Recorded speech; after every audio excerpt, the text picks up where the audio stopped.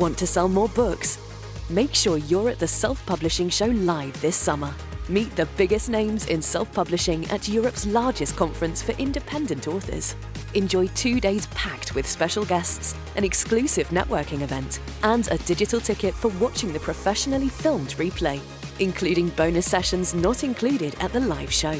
Head over to selfpublishingshow.com/tickets and secure your spot now.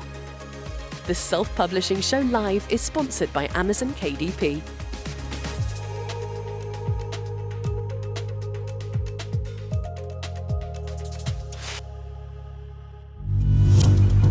On this edition of the Self-Publishing Show. I think everybody in the West should spend a couple of weeks in a third world country because it completely changes your perspective. Publishing is changing. No more gatekeepers. No more barriers. No one standing between you and your readers. Do you want to make a living from your writing? Join indie bestseller Mark Dawson and first-time author James Blatch as they shine a light on the secrets of self-publishing success. This is the Self-Publishing Show. There's never been a better time to be a writer. Hello and welcome to the Self-Publishing Show with me, James Blatch. And me, Mark Dawson. Mark, we have a few things to talk about today, but we have a really interesting interview, quite moving actually in places, with an author who is a fiction author like most of us, but took on an unusual request to write a biography of a remarkable woman whose name I hope we'll remember after this interview. She certainly needs to be remembered. That's coming up in a moment. A couple of things to mention before then. We have decided, because TikTok is its own thing, it seems to exist in its own ecosystem, it's moving the needle for so many authors and making such a difference to author careers, and it's not pay to play, at least not at the moment. Probably will end up like that. But at the moment, it is a fantastic organic reach for your posts, which means that people are getting on there, getting busy, using the platform and selling books through it. So we've decided that our TikTok for Authors module we're going to make available by itself, just for a short period of time. So we had a big webinar on Monday and announced this. We're going to keep it open for about 7 days, which means it's got another 3 days, I think, from where we're speaking here on Friday. And if you want to learn all about it and have an opportunity to enroll in that course, it is at selfpublishingformula.com/TikTok. That's an easy URL to remember, isn't it? Even I could remember that. Yes, absolutely. So yes, that'll be an interesting, it's a very good course, and hopefully people would have, we've got a lot of people registered for the webinar, which as we record this is actually this evening. We're recording on the Monday. Yes. So it would have gone by the time that Friday comes around, but the course, the chance to get the course will be, as you say, available for another 2 or 3 days. I also want to show you, if you're watching on YouTube, I'm going to show you my little bracelet. I posted this on Facebook. I saw that, yes, I did. This is a little piece of steel, a little piece of industrial steel from a plant, which I think was probably razed to the ground by the Russians in Ukraine. And they're selling the remainder steel to raise money for the Naval Drone Army to help protect Ukraine from Russian aggression. And this was sent to me by Anton Ein, who's now got this book I'm going to give an unapologetic plug to, called Between Love and Hate, The Thin Blue Yellow Line. Good title. True stories from Ukraine. I've started dipping into it today. It's fascinating, written firsthand. And if you want to support Anton, who's doing a job in difficult circumstances, is probably an understatement, over there in Ukraine. Our thoughts are with you and everybody else in Ukraine. But I wear this with pride. I don't normally wear bracelets, but I'm going to wear this one. What do you think? Am I can I carry it off? Bit of industrial steel. Seems like my sort of bracelet. Yes, exactly. Yeah, no, very nice. And I had a few emails from Anton, and I plugged his book to my mailing list on Friday as well. And I think a few people went and bought that. So it's good to help. Good to help. Well, I'll do the same. My mailing list is much smaller than yours, but it's probably a good one for Ukrainian. Yes, yours would be. Yeah, absolutely. Yeah, so that's good for Anton. It's well, we're still hoping that one day he'll come over to the show in London, but whether it will be this year or not, probably not. But you never know. We'll keep our fingers crossed. Yeah, you never know. We have a blog available today, which is about pay-per-click advertising principles. And we should also mention that SPS Live, the payment plan, no longer in action. So opportunity to spread your payments is gone, I'm afraid, but you can still enroll for the Self-Publishing Show live. We're approaching the 3/4 point, I think, on filling the hall, something like that, 2/3, 3/4 around there.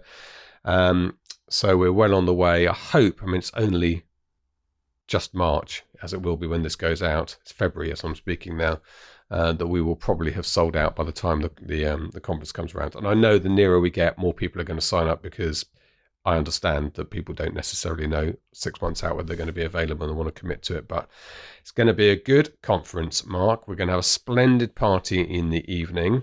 And what have you got lined up? Because you're looking, I don't know how much you can announce. You're looking at the schedule. I know some of the stuff that's happening. Yeah, not quite ready yet. So we mentioned Bella Andre will be speaking. So looking forward to hearing what she has to say. We've got... Yeah, I'll keep the powder dry on the rest of it, and we'll start to announce it as we get a little bit nearer today. But there are some good things planned, and a couple of slots I've still got to fill, but I've got some ideas for that. Had a call with Amazon last week to chat about some possibilities. Actually, we'll be with Amazon as this one goes out. I'll be in Seattle next week. I'm been able to speak on a panel at a kind of a KDP international gathering. So the teams from all around the world are going to Seattle to talk about business, and a couple of authors, me included, are going over there to answer some questions and tell them how things are going. So we're looking forward to that. So, third time I've been in Seattle, but the first time since the pandemic. So looking forward to that. Yeah. Talking of KDP around the world, I interviewed this afternoon for a podcast to be released in the next couple of weeks, a French author who writes in French and publishes in French in France. And was that Caroline? She's Caroline, and she's doing 6 figures. She does, to be fair, have 60 books out. She writes prolifically. She sits down for an hour and taps out 5,000 words. But she uses Amazon ads, and the ecosystem over there is more limited. They don't have access to a lot of the things that we have yet. All that stuff will be rolled out. But she also said it's kind of helped by a slight intransigence you get in France, a bit of anti-KDP and anti-Amazon that exists. So the few authors who are doing it are doing well from it. It's a smaller market. All her books are in the top 100, easily in the top 100 in France. But she all 60. Not well. All the ones I clicked on were, but probably not all 60. She's got 60. That would be a pretty boring chart. No, she is doing well. I had a chat. She was put in touch with me by the head of KDP in France and Spain, because she's planning a conference and wanted to talk to me about our experience with the London conference. And we ended up getting chatting, and she's really nice, and is doing really well in France. And it did kind of give me the kick in the pants again to look at French translations, because I've been so concentrated on Germany, places like France, Italy, and Spain. It also ties in with what Bella Andre and I have been talking about in terms of success that Bella's seeing in those countries. And I'm kind of thinking I might circle back and look at getting the Milton books, at least the first 3 into French. But it is, it's not cheap. I've got some quotes from French translators, and these are the way I did it with Germany, is to find, because I don't speak German, and I don't speak much French. I speak a little bit of French, but not well enough to be able to tell whether a translation is good. So my way of vetting them is to see who they've worked for before. So I've found translators who work for James Patterson and Paula Hawkins and all kinds of well-known authors, and then I approach them, and they all come back. But the thing is, they're not cheap. Understandably, they're very good translators, but they won't be cheap. So I think I'm probably looking at about 20,000 euros for 3 books. So that's not something I'm going to do on a whim. I've got to think about it and try and work out how long it'll take me to make that back. But I'll probably give it a go. Yeah, it is a smaller market, but it's only going one way, of course. It's growing quite quickly. It's a smaller market, but it's not like the French don't read, and there are about 55 million of them. So, it's, probably, I don't know how, probably bigger than the UK, I guess. But, we'll see, Bigger than, I don't think a bigger population, bigger land mass, but I'm sure that helps. Yeah. But what I thought, the question going through people's minds is, okay, so Caroline actually publishes under Jupiter as her first name, but she's French and writing in French, and therefore is it particularly to her? But actually, she appears American as far as the eye can see. She's changed her name, her pen name, to deliberately sound more American. And she often gets emails from French people in English to her thinking that she's American because she writes urban fantasy and the whole Shane Silvers thing, that sort of area. Yeah. And she thinks it's a better fit. And she thinks in France, they kind of a bit snobbish about in that genre French writers. That's her take on it. So the signs there are that for people like yourself, writing thrillers, that would be a market you could penetrate. She didn't think military science fiction or probably Cold War thrillers would necessarily do as well in France, which I understand. But romance definitely, and mainstream thrillers. Yeah, it's all comparative, isn't it? I mean, they might do as well as those kind of huge genres, but even if there's 500,000 people who like military science fiction, there's still 500,000 people who might buy your book, which is still a pretty chunky audience. So yeah. I mean, I'm still too early in my career, not making enough to invest in translations. You are. But it's not necessarily. Audiobooks is what I'm investing in. Yes, really. I think that's the right way to look at it. Audio, then translations. But I have had about to do the figures for the end of month tomorrow or day after tomorrow, I think. I will have 3 months in a row of making between £800 and £1,000 profit. That's great. Fantastic. Which is really good. Yeah. That included a book launch this month. Doesn't matter. And I've been picked up for a monthly deal, which I know you're not massive about monthly deals, but they've worked for me in the past with Final Flight, and I've got one starting tomorrow, the 1st of March on Wednesday. Cool. Shall I push? Right. Okay. Enough of that preamble, banter, as we call it. We are going on to our interview. So our interview actually is with Margaret Skea. So some of you might know Margaret, might have known her around. She's based in Scotland, actually, I think originally born in Northern Ireland, I read in her notes. But she writes her own historical fiction, but was asked to write a biography. So that's essentially what this is about making that approach, that differences. But it turned into a very, very interesting discussion about the subject matter for her biography. So let's hear from Margaret, then Mark and I will be back for a chat. This is the Self-Publishing Show. There's never been a better time to be a writer. Margaret Skea, welcome to the Self-Publishing Show. How are you? I'm fine, thank you. Nice to speak to you, James. So we're speaking to you. I'm in England, you're in Scotland. It's always very, it's one of my most asked questions is Americans say, what's the country? Where do you say you come from? And it's actually quite a complicated answer, isn't it? Because they're all countries, and yet only UK, I think, probably is a UN country. I would never say necessarily I come from England, I'm Great Britain, but most people in Wales and Scotland, although they do say they come from Scotland, and it's I don't really know how to unpick it for foreigners. I'm not sure. I would probably say I come from the UK. Yeah. Of course, it then gets quite political because some people won't say that, and there you go. I always, as a BBC reporter, I always asked people, particularly in Ireland, and particularly Northern Ireland, which I know is where you were born and brought up. So if you're speaking to someone from Northern Ireland, as a journalist, it was very important to say to them, how would you like me to describe you? And they would either say, I'm Irish. Fine. So you're Irish. Or they say, I'm Northern Irish, but you do not want to make an assumption because that would get you into trouble. We should just reflect on that for a second, Margaret. You were there during the Troubles, as we called it, these IRA violence campaigns and so on, which I remember from my childhood very vividly. What was that like for you? Well, it was a different normality. I don't. When I came across to Scotland first to university, I don't think people understood how different our kind of upbringing had been, because we went out every day expecting to come home. Yeah. But you always knew at the back of your mind that maybe today you wouldn't. Maybe you'd be caught up in a bomb and that would be it. And thinking about it afterwards, I thought, actually, it was probably much worse for our parents seeing us go out and go into Belfast to go shopping, or you got on a bus or whatever, and there was always the potential you'd be caught up in a bomb. Yeah, because it's a small place, Northern Ireland, and particularly where the population centres are, makes it a very small place, and you're never that far away from stuff happening. No, you're not. And a lot of it was so random. Yeah. That, you just couldn't depend on not getting caught up in a bomb. And it was just there in the back of your mind all the time, though you just thought of it as normal. In fact, when I came over to Scotland first and went down Princess Street and went to go into, it was British Home Stores, I think, at the time.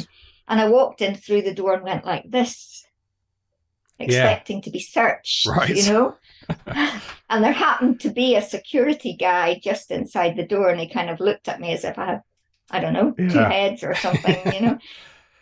Do you think that inspired any, that sort of atmosphere that you were brought up in, inspired your writing or led to your writing in any way? I think so. Everything I've written in one way or another has been to do with conflict.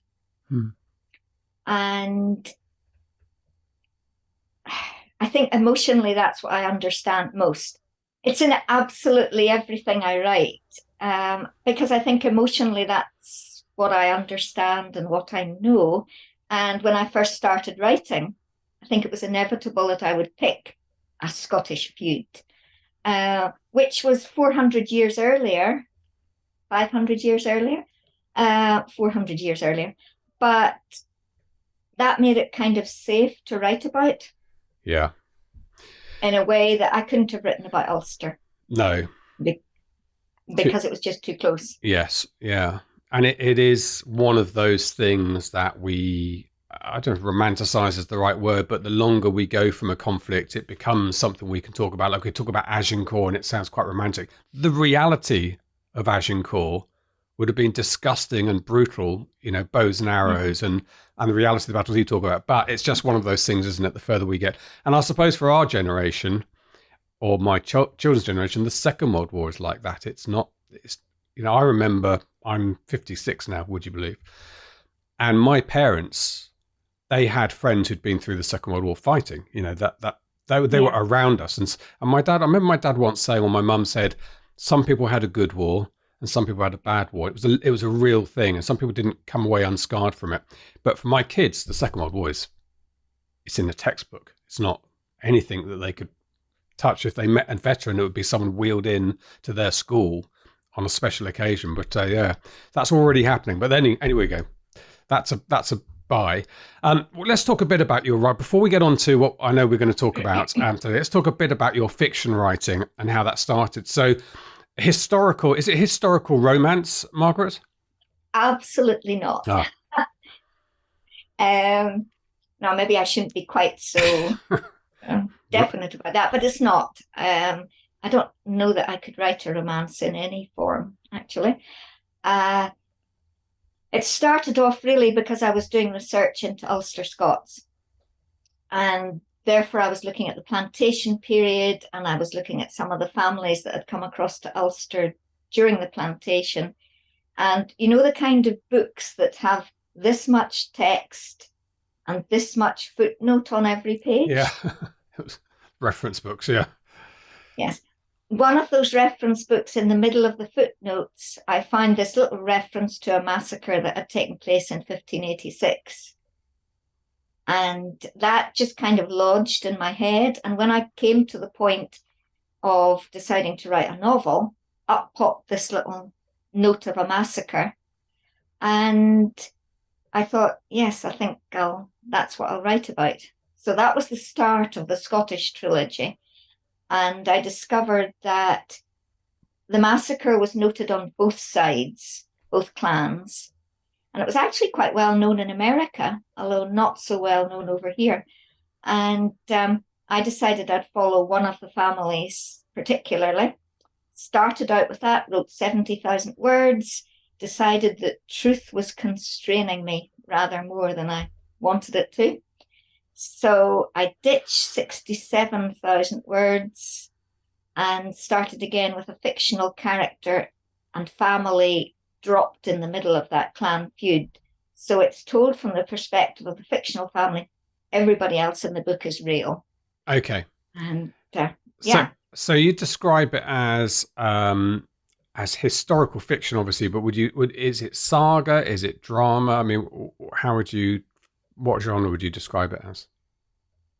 Probably say drama, though strictly speaking, on Amazon it's called a saga. Saga. Okay. I would call I would call it a family drama, really, because I follow that family through all the kind of key points of the feud. Yeah.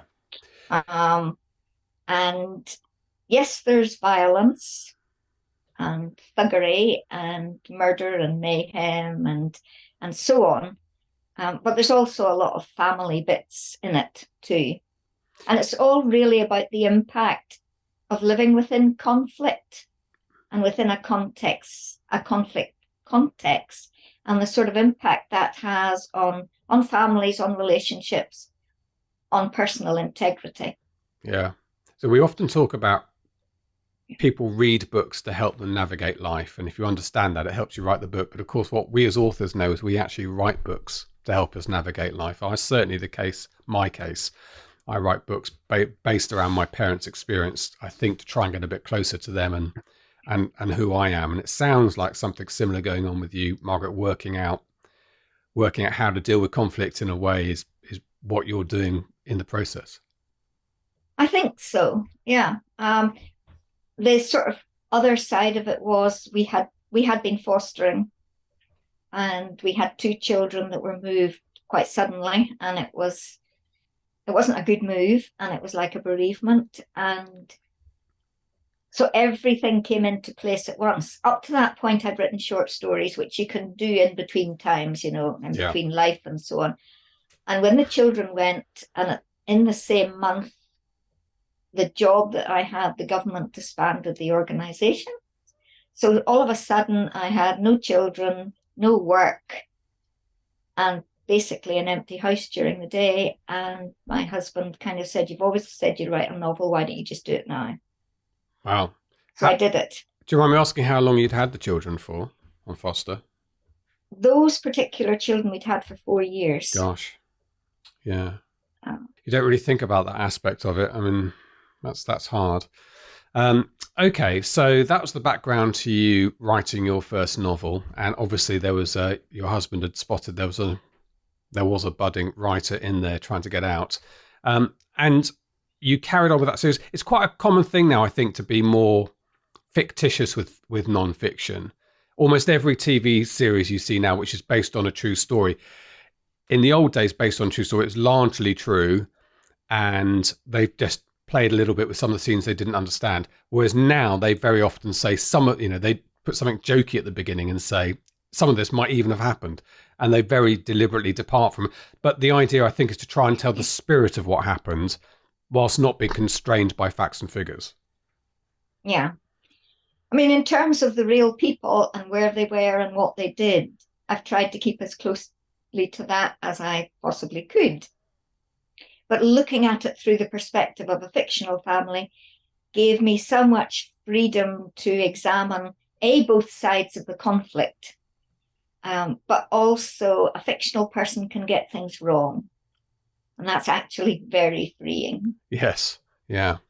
What era was this? You said the 1600s, is this, or 1586? 1586. The first book started in 1586, went to 1592. The second book jumped and was just 8 months of 1597. But that was because I wanted to focus on the siege of Amiens, because I was really quite interested in siege warfare, and B, the Great Scottish Witch Hunt of 1597. Wow. And I wanted to marry those up. And then the third book is 1598 to 1600. These sound like fantastic eras to write about. They were great fun. It actually, I don't know if I should tell you this or not, but one of my friends, when he read the first book, sent me an email and said, "I thought you were a nice person, Margaret. How did you write this massacre?" Yeah, you sometimes have to explore the dark side of life, don't you? And how have the sales gone? How have they been received? They've been received very well. I mean, they're not stellar sales. I'm not Mark Dawson territory, but pre-pandemic, I was at the stage of having to pay some tax. Okay. So, that's good. That's fine. Yeah. And yeah, I mean, I haven't actually got round to doing the marketing. Naughty. We should say you Um, started trad, didn't you? I mean, these were traditionally published, and then you got your rights back yeah, gradually. So I think you've yeah. got your. I think from your notes you gave me, you are fully indie now, both ebook and print book. I am for all my fiction, yeah. Yeah. And I want to stay that way. And I do intend to start marketing. Margaret, you need to start the marketing at some point. I know I need to start the marketing. I mean, I've up until this point, I've done a lot at events Yeah. and speaking events, and actually craft fairs are brilliant. Mm. I sell a lot of paperbacks at craft fairs because generally I'm the only book person there. So anybody who comes in and is interested in books, bingo. There you go. You got them all to yourself. That's a good tip. I think that would work particularly well for historical romance, historical fiction. I just almost said the R word again. You did, Okay, almost did. Let's move on. So you are now embarking on a non-fiction book about Angola, and surprise, surprise, there's some conflict involved in this as well. But a lot. Yeah, you better tell me the story of how this came about. Well, it's actually it was a mission organization who had channeled funds to this lady who was a missionary in Angola for 34 years. She wasn't salaried, so it was just as people in the UK sent gifts, they were passed on to her via this mission organization. And she went out when she was on the cusp of being of joining the England hockey squad. She was also a teacher at the time, and when she really felt a call of God actually to go to Angola, and so she gave up the hockey ambition, she gave up the teaching, and out she went. And she died prematurely of breast cancer in 2017. And so the mission organization thought that her story was a really interesting and inspiring one. And so they contacted me and said, would I consider writing a biography? And I'd never written a biography before. The closest I'd come was writing a sort of reimagined story of Martin Luther and his wife. I did that for the 500th anniversary of the Reformation. But that was very much, I mean, it was well researched, and I went to Germany to do the research and so on. But basically, it was fictionalized, and I was writing about people who'd been dead for 500 years nearly. Very different thing. This lady, her brothers are all still alive. Most of her friends are still alive. All her colleagues are still alive. I'd never met her. I'd never been in Africa. So it was quite a daunting prospect to try and do a genre I'd not worked in before, in an area I'd never been, and about someone whom so many people had memories of her and knew her very well. Yeah, sounds like a lot of pressure. Yeah.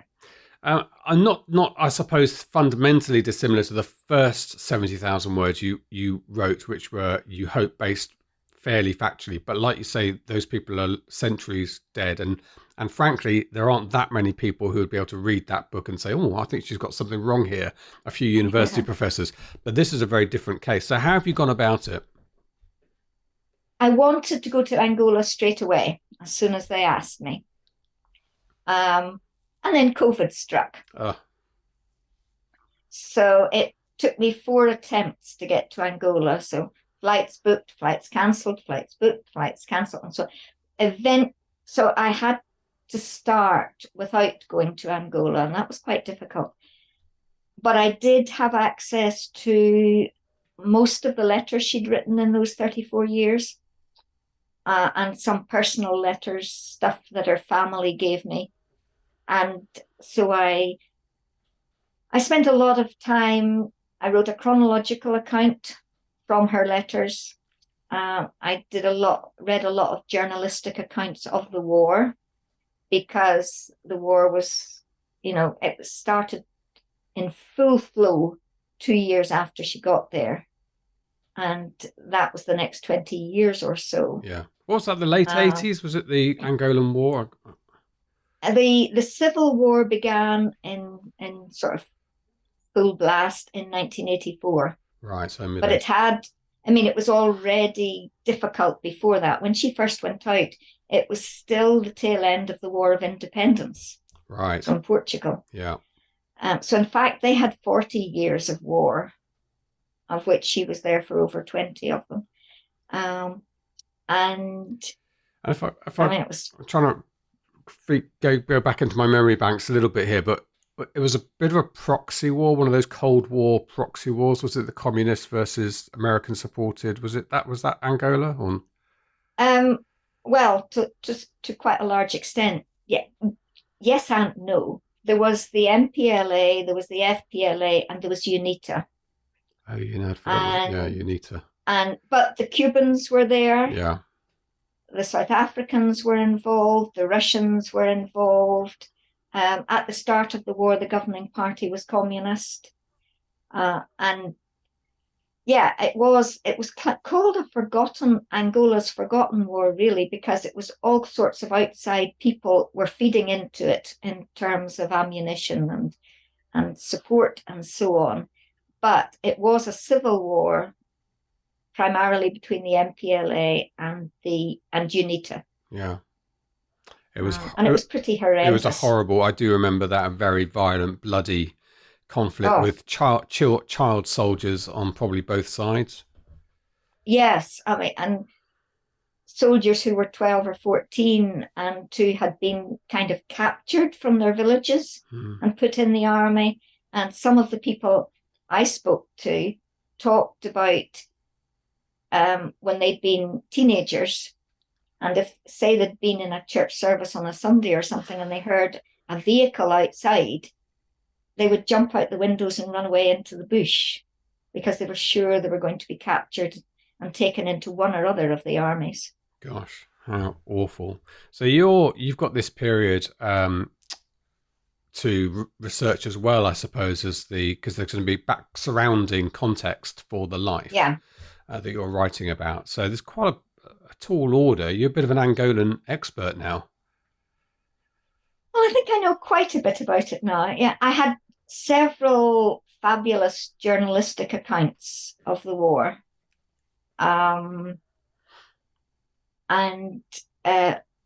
one was by Carl Mayer and one was by Judith Matloff.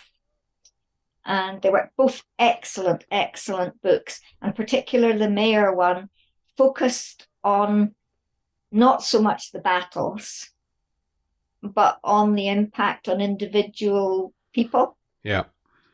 And that was really, really useful. But nevertheless, I didn't want to write it that way around. I wanted to be on the ground first. But I didn't have any choice. So I did all the written research first, and I made 2 accounts, one chronological, one thematic. And then eventually in June, I got out to Angola itself. And then it was a case of trying to patch together the notes that I had with what I found on the ground, and with lots of interviews of people who knew Ruth, who'd worked with her, who'd been taught by her as children, and so on. So let me imagine this. You land in Luanda, I guess, as the capital, isn't it? My pub quiz knowledge. And where do you go? What was the first thing you wanted to see? Well, the first thing would have been if I could have got out of Luanda quickly, actually. But sadly, the internal flights are such that I couldn't. I had to stay for 2 days in Luanda. And it was horrible. Absolutely horrible. Right. I went to the flat that Ruth Hadley had gone to first on her arrival in Luanda 40 years earlier. And I looked out of the window, and as far as the eye could see almost was shanty dwellings. No sanitation, no water, just scrag ends of buildings, just miles of them. And in the distance, way, way behind them, was the Parliament building, which looked as if it should have been in Washington, D.C. and the disparity between, the very small minority of very wealthy people and the abject poverty of the rest of the population was just ghastly. Luanda has a population of about 10 million. Wow. 9 million of those live in shanty dwellings. Oh, it's just... Yeah. So as soon as I could, I got a flight up to the interior to the village where one of the schools that Ruth had built. She'd ended up after the war building 4 schools in rural areas. And I went to the village where one of those schools was, and that was where I was based for the rest of the time. Right. And there were people there who remember Ruth. Yes. I spoke to so many people who'd remembered her. Even just wandering through the village and speaking to some of the teenagers who would have been primary school children when she first built her school, or people in their 20s, whatever. And they all remembered Ruth, and they all talked about her, and they all had great stories to tell about her. Some good, some not so good. Yeah. Okay. And that becomes, I suppose, the flesh on the bone, because you're at that point you've got outlines worked out from letters and, as you say, timelines. Is this where the book got filled out for you, or the proper themes came in? Yes. It was when I talked to people and discovered what was important to them. That's when I was able to kind of focus and decide, right, these are the different chapters that I'm going to have in the book. And I introduce each chapter actually with a phrase in Chokwe. Okay, so Chokwe is the tribal area, I suppose you're in. Yes. Yeah. Okay. She was in Chokwe land, and she spoke Chokwe like a native, and she said herself towards the end of her time there that actually she thought in Chokwe, and it was quite hard when she came back to the UK on a visit to try and think in English again. Yeah, because she was so immersed in the culture and everything that was going around. People thought of her as a Chokwe. Yeah, that's amazing. And you say that not everything was positive, which life rarely is. So does that become a tense or problematic area because you're writing this for the charity? It wasn't problematic for the charity. I was given a completely free hand while I wrote this. And one of the things I actually say in the foreword, I mean, she was a missionary. And I wrote in the foreword that if you were a person of faith, you might think a missionary was someone super spiritual.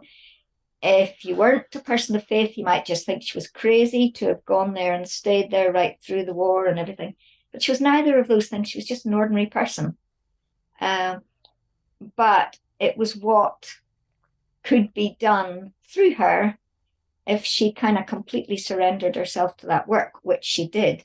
But everybody makes mistakes. Mm-hmm. And one of the things that really I find very moving, one of the interviews, one of the mistakes she made at one point, she'd been going home for a visit. One of the people who worked for her, she'd asked someone who was one of the other missionaries that was staying, this is his salary, pay that to him while I'm away. But she'd given the wrong figure. So it was twice as much as she normally paid him. So this other person happily paid him double the salary while Ruth was away. And then she came back and she gave him his normal salary. And then he protested and said, but I've been being paid such and such. And he reported that she kind of blew up at him.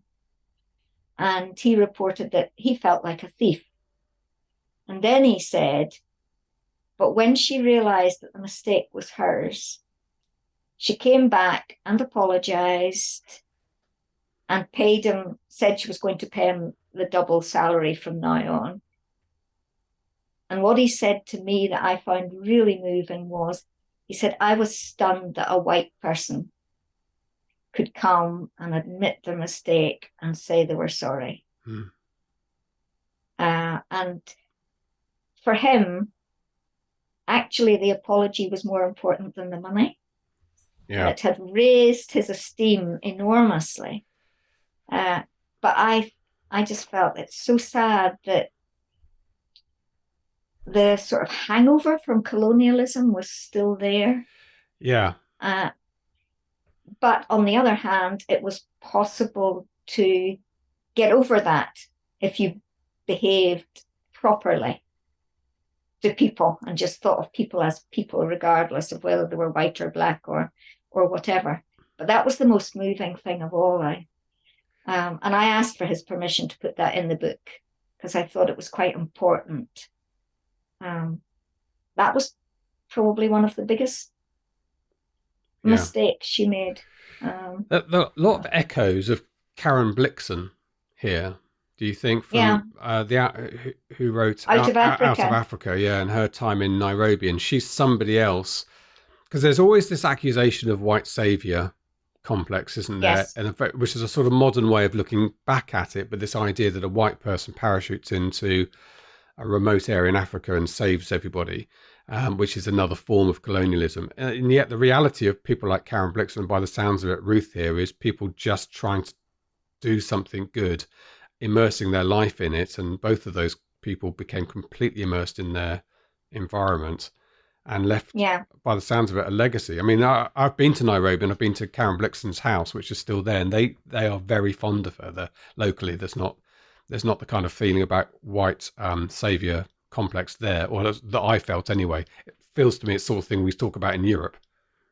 Yeah, it was interesting actually. Every single young man and woman actually, but I spoke to more young men than women as it happened. The very first thing they said when I said, what can you say about Ruth? The very first thing they said was she was our mother. Wow. And I mean, they absolutely loved her. And they said, really, she should have been buried here because she's one of us. She wouldn't have wanted that in a sense, because she would have been afraid that maybe they would have turned her grave into a shrine or something. I was going to ask how much you found out about her personality. That's a hint there. Was she a humble person? Was she authoritarian? And was she running an organization, getting things done does require a certain amount of authority? It requires a certain amount of authority. She would have been... It was actually quite interesting when I researched her childhood and her background, which I didn't write about except very occasional references. So much of it paralleled me in terms of the kind of personality she was. She was a practical joker. She was physically, she was a lot stronger than I'd have been, actually. She was extremely sporty. She was extremely competitive. And she was very forthright, and the Chokwees are very forthright. So that kind of matched, they would be very forthright to her, she'd be very forthright to them. But she was also very strong and determined. And so she didn't allow anybody to walk over her. And that didn't matter whether it was a government official or whether it was a UNITA, somebody high up in UNITA in the camp, soldiers, authorities, whatever. She didn't allow them to walk over her. She just stood her ground and said, this is what's happening. But she wasn't authoritarian in the sense of trying to tell the Chokwees what to do. No. Except in the sense that there'd been so many years, particularly in the UNITA-held areas, where there'd been absolutely no spiritual input at all. So she found whole villages where people had zero idea of, in biblical terms. So she did teach from that point of view, people who wanted to learn. Yeah.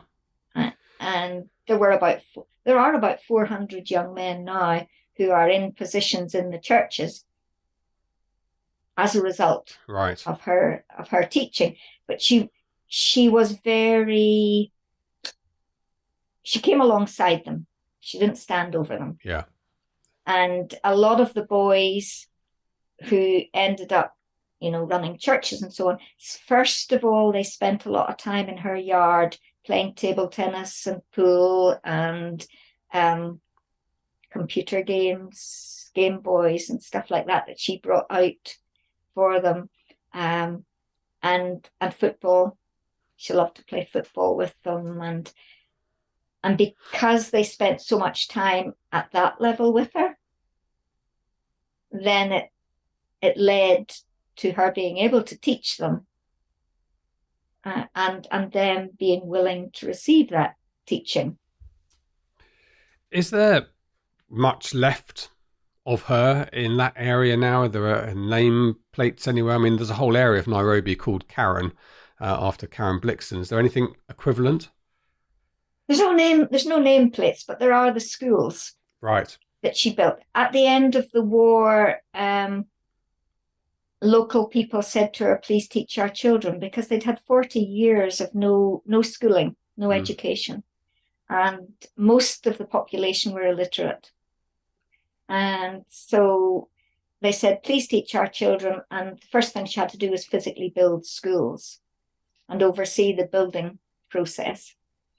And she had a few run-ins with the guys that were doing the building, for one reason and another.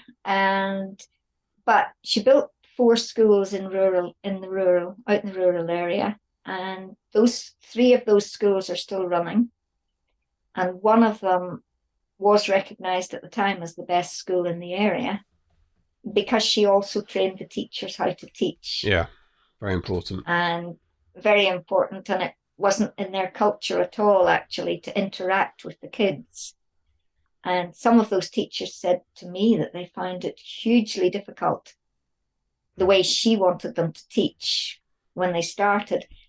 But when they saw the results with the kids, then they really got into it. And that school is still the most well-regarded school in the whole region.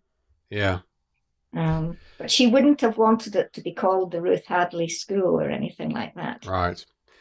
So I suppose if we're going to if you want to find a judgment about whether you think this is, white savior complex or not, the basic way of looking at it is what difference would it have made had she not had Ruth Hadley not arrived in that area of Angola in the 90s, I guess she arrived. 1982. It's early as 80. Of course, yes, said, and not been there. But you've been on the ground there and seen the lasting positive impact of her influence. The literacy is very definitely a positive impact. Also, a lot of the women said that she taught them how to play with their children, which again had not been part of their culture. And so that's really important. And the churches in that area, they had a huge anniversary thing, just not long before she fell ill, actually, which she was a kind of keynote person at it, because they said that everything they knew about the Bible came from her. And more importantly, everything they knew about trying to live the way the Bible said they should live came from her. So it was very practical. Yeah. It wasn't just, theology. There was theology, but it wasn't just theology. It was how to put what the Bible said into practice. And they said it made that their churches wouldn't exist if it hadn't been for her. And 2 things which are really important. One was the literacy, but the other thing was the medical and humanitarian aid. And witchcraft is still a problem in that area. Yeah. Very, very big problem. And from her point of view, she said, people are, it's the fear of witchcraft, actually.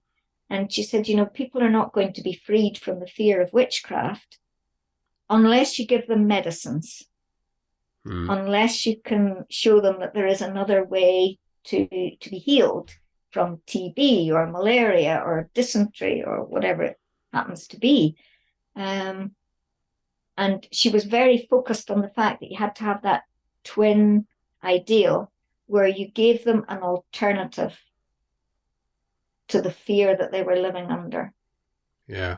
And funny enough, I think was quite powerful. Yeah, funny enough, that is something else I've seen firsthand. So in a previous life, did some PR work or video work for a pharmaceutical company, which was using containers to drop in pharmacies into very rural parts of Africa, mainly Ghana and Uganda. And that witchcraft thing I remember very clearly. And when I first went down there, doing interviews and filming and stuff, I remember thinking, well, it's part of culture, we should take a step back. And this guy was, no, it's a toxic, horrible thing, the witchcraft. It preys on people. It gives people a sense of power over victims. There's abuse going on. He had nothing good to say about the witchcraft and the witch doctors who sprung up around, but they were in the rural areas where you're right, where there were no other medical alternatives. But yes, that was a really interesting thing. She wrote one of her letters, she mentioned one particular story, and this was 2016, so it's not, I was there. It's not a long time ago. Where a guy had TB and they got him into hospital. And after a week, his family came and took him out of hospital and took him to the diviner and said, who has made him ill? Because part of their culture is that somebody's responsible. And the diviner said, it's the grandmother and the uncle. And they beat the grandmother to death and poisoned the uncle. Yeah. And then the witch doctor said, well, he's going to die in 3 days. And he did. And it was just this tragic loss of life, because had he stayed in hospital, he would have been cured. Grandma would have been cured. Grandma and uncle would still have been alive. And what really shocked her was some of the people she knew in his family. Their attitude was, well, we've rid society of 2 assassins. What's the problem? Yeah. And she's like, it's a huge problem. And if you don't think that doesn't need some steering and intervention, then yeah. Okay, yeah. So Ruth became ill while she was in Angola. She found a lump in her breast in December 2016, and there was, for most of the time she was there, she had no real medical backup in the area at all. They had the clinic that they were running with basic medicines and things, but there was no doctor. And so she came home for an assessment. And within a couple of weeks, they said to her, this is a very, very aggressive cancer. We'll try chemo, we'll try radiotherapy, and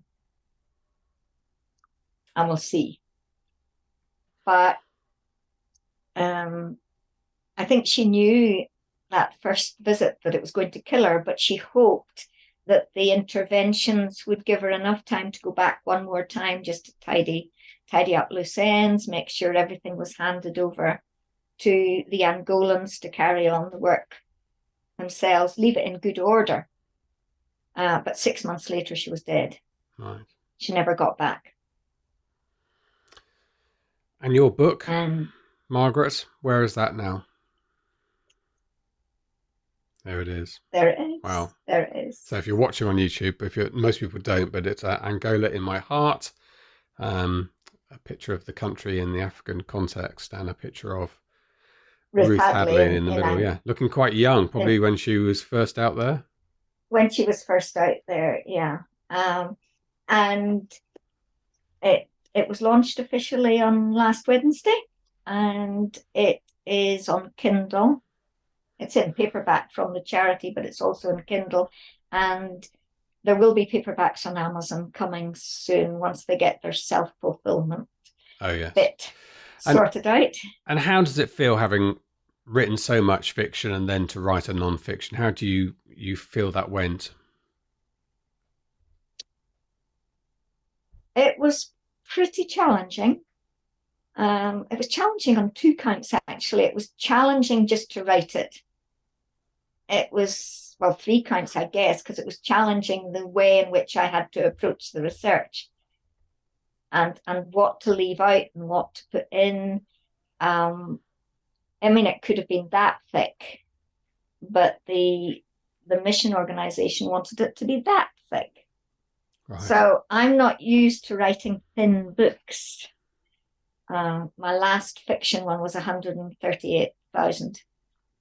So that's kind of, this one is obviously an awful lot less than that. So that was a challenge. It was also a challenge actually reading about somebody who had poured themselves out for other people completely selflessly. And that was a challenge in itself. And going to Angola was a challenge, seeing the countryside, seeing how the people lived. And I think I might have said to you at SPF Live last year, because I'd only just come back, that I think everybody in the West should spend a couple of weeks in a third world country because it completely changes your perspective. Yeah, we get a bit cozy, don't we, with our lives here? We have no idea how some people wake up and face every day. Absolutely no idea. And I don't think that'll ever leave me, actually. No. And if people purchase this book, presumably they're supporting the charity, Margaret. They are, yes. And they're supporting the work, the school work and so on out there. Yeah. So that's Angola in My Heart by Margaret Skea, if you want to support that. What a great thing to do, Margaret. One of the things we do at SPF is just financial, but a friend of mine runs a charity in Tanzania, right in the rural part of Tanzania, and does a similar thing where they use the state schools, but they pay for children to go through and they pay for teachers. So they're trying to get as many children educated as possible, which is the best way out of. So I think we're up to our 8th child we've put through school since we started. We're not put all the way through school, but 8th child into school now, and we get their school reports and pictures every year, which is a lovely, lovely thing. But education, that was Ruth's primary role there. And yes, we can have medicine and everything else, but education it's a bit like the old proverb about teaching somebody to fish, isn't it? Rather than giving them a bit of food. Wonderful. And one of the things that she was very good at knowing and recognizing potential in people and sort of pointing them in the right direction to the kind of studying they should do, the kind of job they should do, and giving them responsibility and, kind of saying to them, look, you're good at this, so let's focus on this. That probably comes from her teaching background, I guess. But yeah, they were just... And her aim was always to work herself out of a job. Right. And it was interesting that she had handed over a lot of the work before she knew she was ill. And she'd seen Angolans taking it on and carrying it forward. Great. Which is always what she wanted to happen. Well, Margaret, thank you very much indeed for sharing that. It's been an incredible journey. I'm going to use the word, this interview, listening to it unfold. And I'm intrigued to read more. So it goes on to my TBR, the book. So well done for writing it and doing that. And I'm guessing it wasn't a big payday for you. This was something you did mainly for the charity, yeah? Yes, yeah. And they're going to translate it into Portuguese because Portuguese is the national language of Angola. But they're also going to have it translated into Chokwe. Wow. So that the local people, and there'll be no payday at all out of that. No. That will be sponsored, and then the people in Chokwe land will be able to read it and remember. Yeah. But they do remember. They do remember very, very clearly, Ruth. And Yeah, I mean, I think, most of all, I think it was a privilege. And then I'll go back to fiction, which will be a lot easier.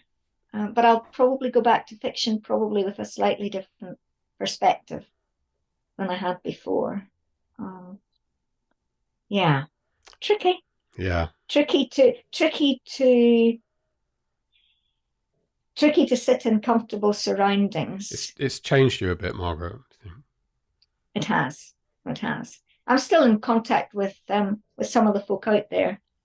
I'm supposed to be helping their English, and via text message, and I'm keeping up a little bit of Chokwe, which I learnt some of when I was out.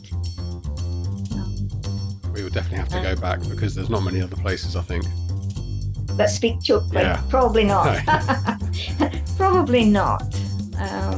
But yeah, it was a privilege, and I think that's, as well as being a challenge. And yes, it has changed me.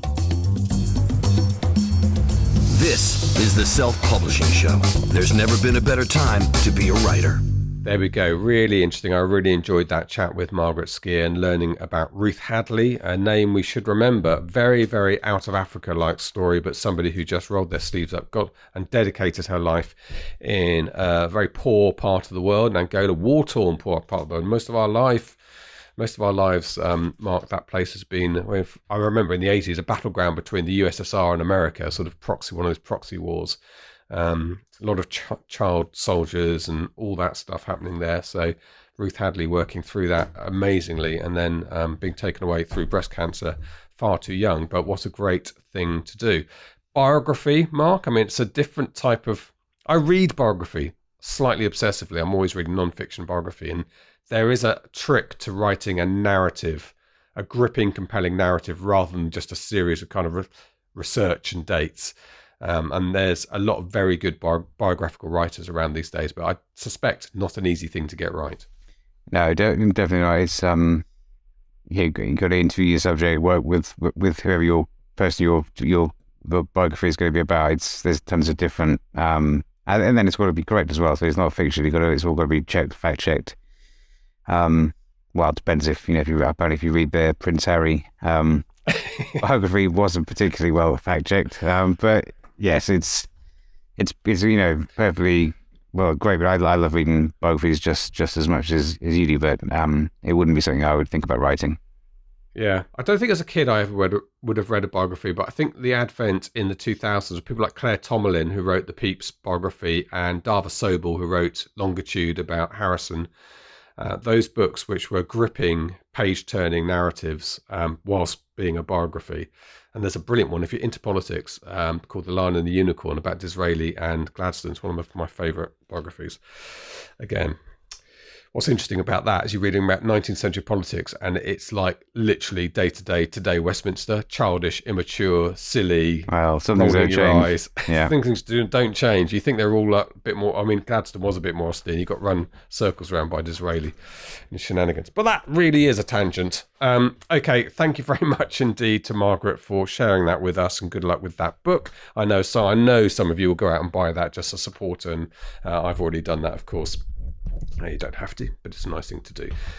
Don't forget, you have a few more days if you want to buy the TikTok course, TikTok for Authors, which is an in-depth, hand-holding, basic through to advanced of how to use TikTok platform to sell your books, not just simply be on there, but to really funnel your energy and effort in the right place to sell books. You can get that course for a couple more days only. Then it goes back into Ads for Authors if you go to selfpublishingformula.com/TikTok.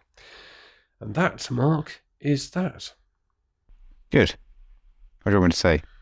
Have a nice flight to Seattle. Oh, yeah. Well, Vegas first of all, then I'll be, transiting Vegas to Seattle. You'll be broke by the time you finish then. It's entirely possible, Vegas. Yeah. Okay, well, enjoy that trip, and we'll look forward to hearing about your Amazonian expedition later. So you did there. Very good. Yeah. Okay. All right. All that remains for me to say is a goodbye from him. And a goodbye from me. Goodbye. Goodbye.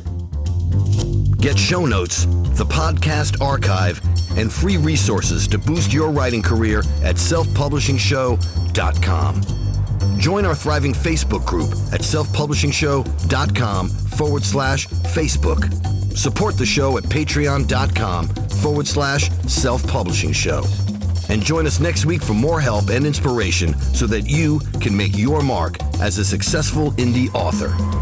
Publishing is changing, so get your words into the world and join the revolution with The Self-Publishing Show.